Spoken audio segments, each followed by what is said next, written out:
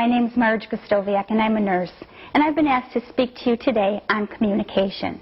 Communication begins at birth. We cry when we're hungry and we need to be fed.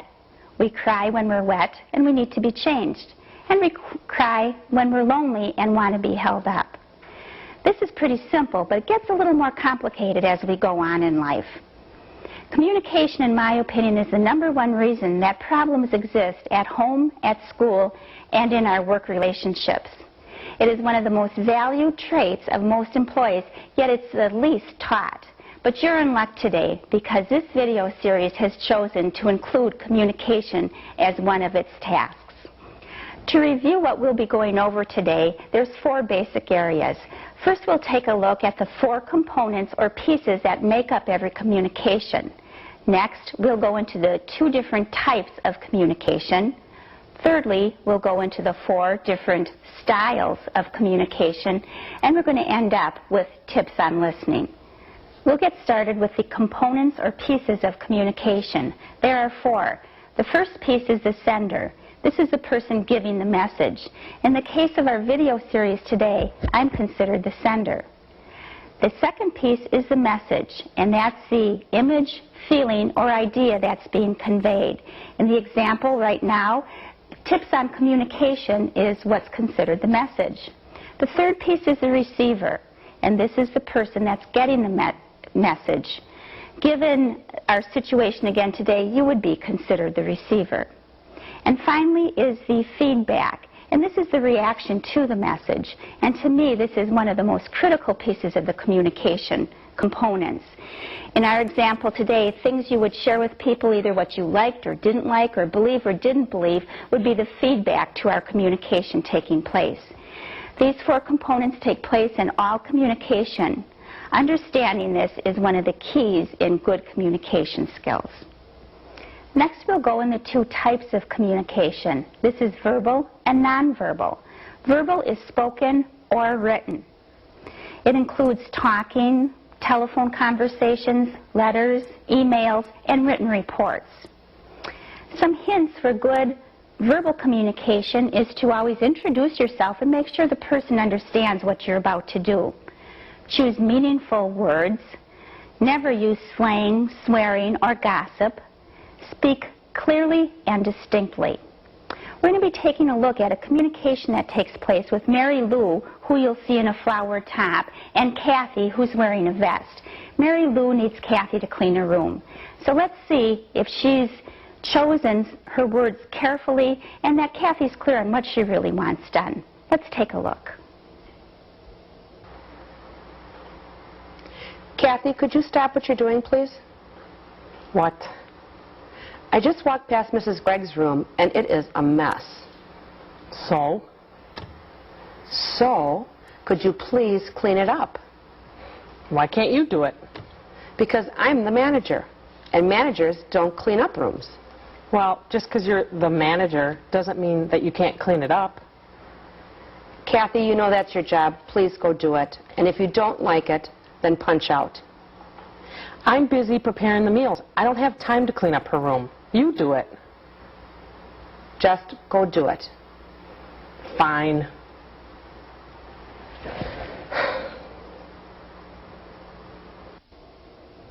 I don't think that's probably what either one of them wanted in conclusion to that communication.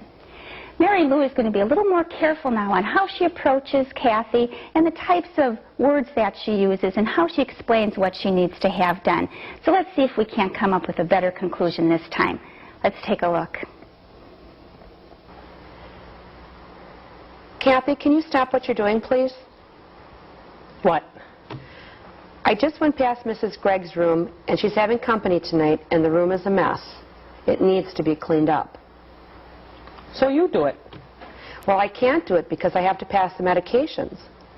Well, I'm trying to prepare all the meals. Well, why don't you finish preparing the meals, I'll finish the medications, and then we'll clean the room together. Okay, so you want me to pass the meals first, and then you'll work with me and we'll clean a room together? We'll do it together. Okay, that sounds good to me. Okay. I think you'll agree with me that that was a much better conclusion. You may also be involved in some written reports in your work. Now we're going to take a look in on Betty, who's a supervisor, and she's reviewing the report from the night before. Listen to what the report has in it and pay attention if there is some blaming that was taking place or some gossip that might have been introduced. Let's listen in on Betty's report. Let's see what's in the report for me today. This place looks like a pigsty when I came on. I heard Sarah was out late drinking. Sarah's a messy worker, and we always have to pick up after her. She never gets her work done. When are you going to do something about this?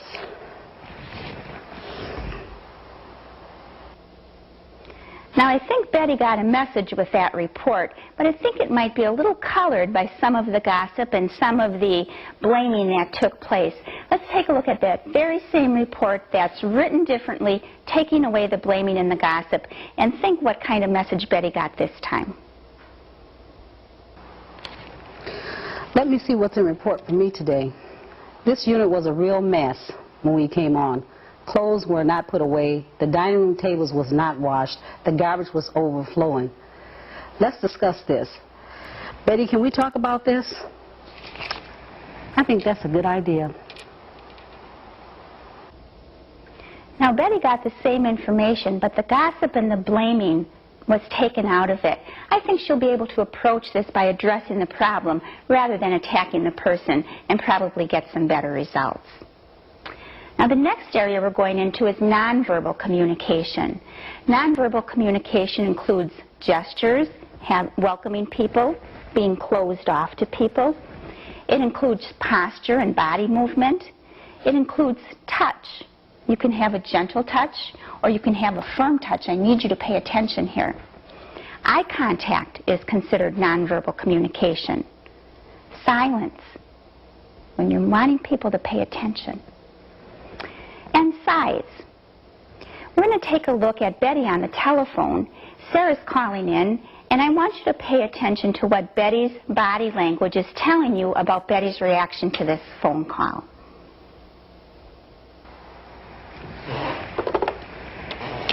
Fourth floor, Betty Hochstein, nurse. May I help you? Yes, Sarah? You're calling in. You realize that it's already 3 o'clock and you're calling in at 3? Yes, Sarah?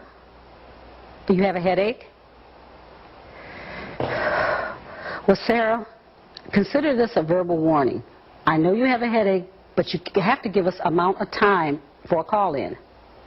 Okay, Sarah, but this is a verbal warning. Goodbye, Sarah.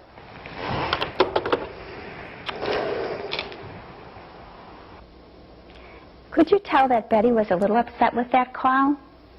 We're going to take a look at that same call now, and Betty's going to be showing a little more compassion and look for her tone of voice and her gesturing and her lack of size and see how that makes a difference in how that message is received.